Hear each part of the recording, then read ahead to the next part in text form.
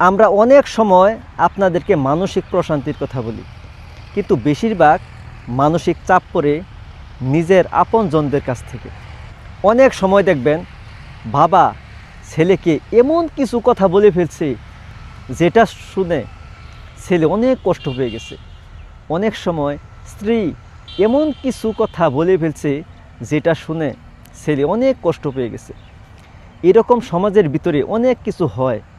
অনেক সময় এগুলো ভাবতে ভাবতে আপনাদের মন খারাপ হয়ে যায়, কর্টিসল হরমোন রিলিজ হয়, কোনো কিছু ভালো লাগে না, মনে হয় এই দুনিয়াতে আসা আমার ব্যর্থ। এটার জন্য আপনাদের যেটা করণীয়, আপনারা সবসময় মাফ করে দিবেন। মাফ করা হচ্ছে আল্লাহ তাআলার সিফত। কোনো ব্যক্তি যদি কোনো ব্যক্তিকে মাফ করে দেয়, আল্লাহ রাব্বুল আলামিন তাকেও মাফ করে দেয়। শুধু শুধু ওগুলো মনে করে কেন নিজের জীবন ধ্বংস করবেন? দেখবেন 1 কেজি ওজনের একটি পাথর যদি হাতে নেন, প্রথমে কিন্তু এত ভার মনে হবে না, কিন্তু একটা সময় মনে হবে যে আমার কাছে অনেক বোঝা। এরকম দীর্ঘদিন কষ্টের কথা মনে করতে করতে মানুষের ভিতরে হতাশা চলে আসে, দুশ্চিন্তা চলে আসে। অনেক সময় মানুষ পাগল পর্যন্ত হতে পারে। এজন্য আপনার জন্য কাজ হবে সবাইকে ক্ষমা করে দেওয়া।